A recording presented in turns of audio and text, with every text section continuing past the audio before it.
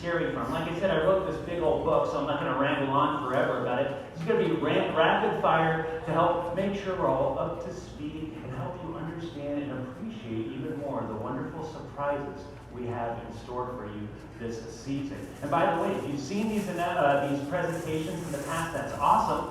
But I'm going to be sharing some photographs of Knott Scary Farm that have never been published before during this presentation. So it's going to be a little bit different. It's going to go by fast. So strap yourselves in. Let's get this thing started. If you want to bring down the lights a little bit. All right. So Knott Scary Farm did debut in 1973. And Knott Scary Farm is indeed the longest running Halloween themed event at any theme park in the entire world. All others trace their roots back to Knott. Now, throughout the years, a lot of people have asked me, how did the event begin? And there's a lot of factors that go into all of that, but generally speaking, I narrowed it down to one person. That person was an actor named Larry Vincent, who portrayed a character named Seymour, Master of the Macabre, also known as Sinister Seymour. He was a very famous television horror host here in Southern California in the early 1970s. And his shows consisted of B-horror movies, and Seymour periodically interrupt the film and crack jokes about how terrible these movies are. He affectionately referred to his fans, his viewers, as fringies, because they were on the fringe of lunacy for liking such terrible, trashy films. Now, to promote his TV shows, he took it on the road and performed it live at local movie theaters here in Southern California. And the format would be pretty much the same as his TV show, but in front of a live audience. So there'd be a horror movie up on the big screen, and Seymour would be there live and in person cracking jokes about these movies. He took that concept to a couple local theme parks here in Southern California, but the venues were not ideal. They didn't really lend themselves to the eerie environment that matched Sinister Seymour. So in the process of looking for a new and improved venue, Seymour's people contacted Knott's Berry Farm and said, Knott's Berry Farm, we understand you have the John Wayne Theater, which is now the Walter Knott Theater. We understand it's environmentally controlled, and it's got a movie projector. Can we have Seymour perform there? Knott's Berry Farm said, that's a great idea. We love it. In fact, we'll build a Halloween event around Seymour. And voila, that was the birth of Knott's Halloween Haunt, now known as Knott's Scary Farm. It's clicker. There we go. Knott's Halloween Haunt, now known as Knott's Scary Farm. And from the very beginning, the park dove into the concept of a large-scale Halloween party. All the employees participated. The log ride was turned into Satan's Sawmill, and the Calico Mine ride was turned into the Haunted Mine. And those are like the main scare attractions in the early days of Scary Farm, packed with live actors terrorizing everybody. And then there was the now defunct attraction, the Haunted Shack. Oops, we went too far, sorry. The Haunted Shack, we all missed the Haunted Shack. Sorry for Haunted Shack, it went away.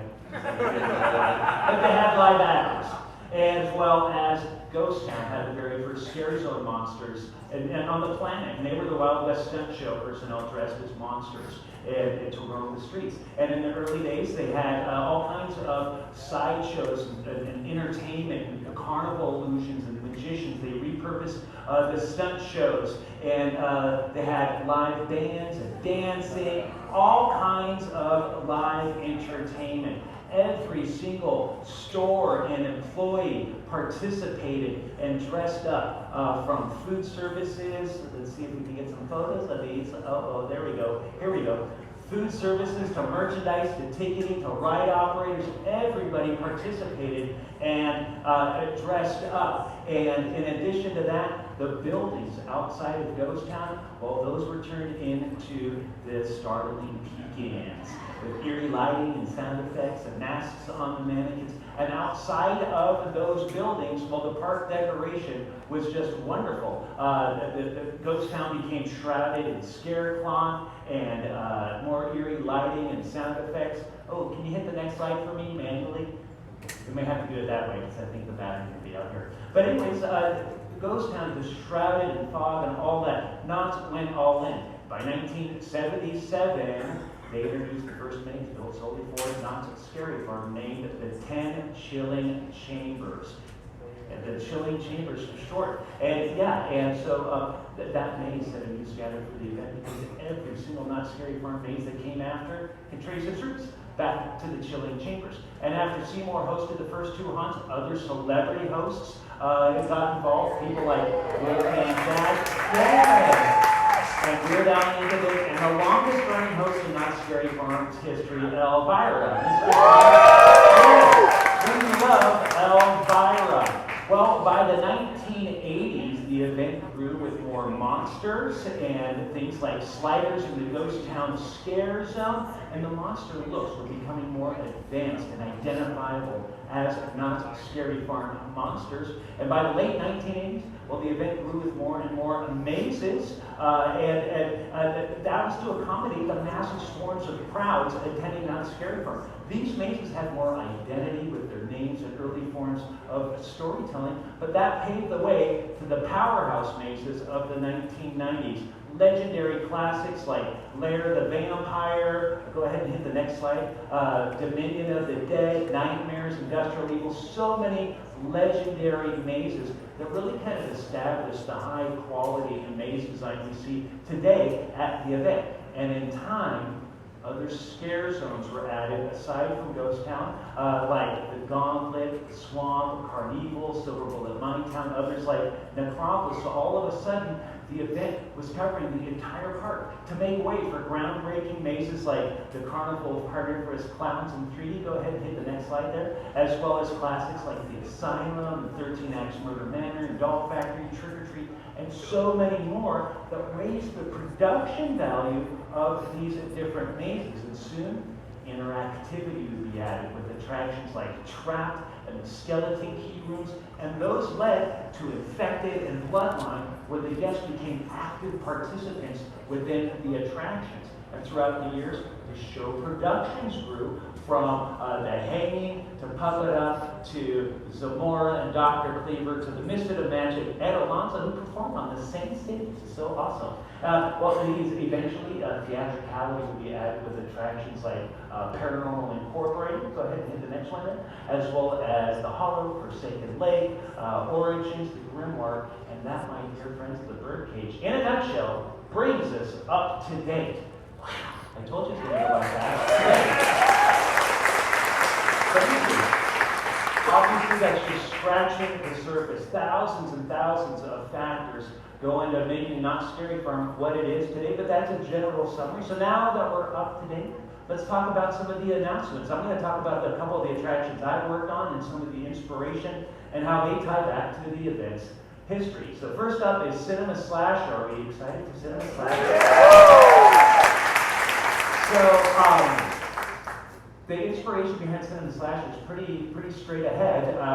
For years, people have been saying, well, the Knott's Scary Farm is like walking through your very own horror movie. And so we thought, well, geez, what if we did that? So I conceptualized this attraction with industry designer John Cook. I wrote it, he designed it. We love John Cook, yes. And then it was overseen by Ken Parks, who's the corporate director of creative development for Cedar Fair, the parent company of Knott's Berry Farm. And we worked very closely with the eventual co-designer and art director assigned to the project here at Knott's, Daniel Miller. So, to reiterate the basic premise, Cinema Slasher invites guests into a local movie theater that's proudly hosting its Trio of Terror Film Festival. All three films star the most famous masked horror villain of all time, the Slasher of the Dark. The only problem is, this movie theater burned down 50 years ago on this very night, and it's mysteriously reappeared. So, guests go inside this theater and go through the screens and find themselves trapped within the worlds of these three movies. The three movies are Trick or Treat, Camp Gettish, and Slaughterhouse. So will they succumb to the evil Slasher of the Dark, or will they find themselves trapped forever in this very haunted theater? So, there are tons of references to Knott's Scary Farm's past with that brief description I just shared, starting with the main antagonist, the Slasher of the Dark. So the Slasher of the Dark that we see here, that was a Knott's Scary Farm overlay to the Kingdom of the Dinosaurs attraction back in 1994 and 1995. It was about a serial killer attacking people in a theme park dark ride. Fast forward many years later in 2016, when the Skeleton Key rooms became standalone miniature scare experiences. Go ahead and hit the next one. One of them was named Slasher, which is about a 1980s serial killer attack. So our main antagonist for Cinema Slasher is inspired by those past characters. And the 3 movies we go into are inspired by past Scary Farm attractions. The first up is Trick or Treat, and that allowed guests to go into the Green Witch's house, Sarah Barcel's house. But it was modernized, and we were attacked by her evil minions, the Tricksters. In our variant, they go into the house, but it's a sorority house where there's a massive college Halloween party taking place, and the Slasher of the Dark is attacking. So it's got your typical horror movie tropes, but it's kind of our nod to like the classic 1970s slasher movies. The second one is Camp Gonna Getcha. And so that was a Not Scary Farm overlay to the Timber Mountain log ride from 1996 to 2000. And it was kind of like evil scouts taking over the mountain. In our version, guests go into like a forest summer camp that's under attack by another variation of the Slasher of the Dark. So it's kind of our ode to like the classic 1980s summer camp slasher movies.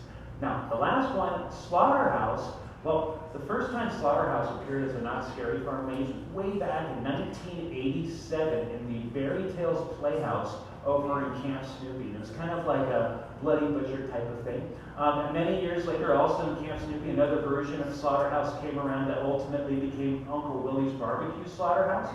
It's a lot of blood and guts. The inspiration behind our version is more of like the torture porn films of the 2000s. So just over the top gore. So consider yourselves warned. But as you can imagine, myself and John Cook and Daniel Miller and Ken Parks, we had a great time reimagining those past themes for Cinema Slasher. The next one is the Chilling Chambers. Are you excited for So the Chilling Chambers is a tribute in name alone to the first maze built solely for Not Scary Farm, which you just learned about back in 1977. And just like Cinema Slasher, I conceptualized this with John Cook and Ken Parks, and we worked very closely with the eventual co-designer and art director assigned to the project here at Knott's, Gus Kruger. So, if you were born and you were old enough to go to Knott's Scary Farm back in 1997 for the 25th anniversary. Yep. Go ahead and hit the next one. You might have gone through the 25th Shiver anniversary tribute maze. And it was a lot of fun, but go ahead and hit the next one. There, it was kind of like a hodgepodge of past themes. And it was fun, but we were looking at trying to do something that had a little more narrative cohesion, because when you have these bits and pieces of past attractions all kind of thrown together in one venue with themes that have nothing to do with each other, well, we wanted to find a way to kind of pull that together. So one of the tools that we've implemented to try and help us accomplish that is we created a narrator, a host for the Chilling Chambers, who you met earlier, the Keeper. And so the Keeper is a tribute to the first host of Not Scary Farm, Sinister Seymour. So go ahead and hit the next one there, yeah. And so the Keeper is a brand new character inspired by Seymour, but the Keeper is more on the creepier side of things, more on the scarier side of things, sinister, macabre. But he works as a way to inform the guests as to what they're seeing when they go through this attraction. Go ahead and hit the next one. Yeah, because we realize not every Scary Farm generation is going to be familiar with these past themes inside the Chilling Chamber, so he works as a way to help pull things together. So myself and John Cook and Gus and Ken and the rest of the very talented team putting this all together, we're very excited for you to check out Chilling Chambers. Now there's one last thing that I wanted to share before we wrap it up. I mentioned at the top of all of this that I spent several seasons as one of the sliding monsters in the Ghost Town Scare Zone. My character was a werewolf named Rage. So there's Rage 1.0 there on the right with the Green Witch. Then after a couple of seasons, they customized and created a prosthetic that they would glue to my face every night. So that's Rage 2.0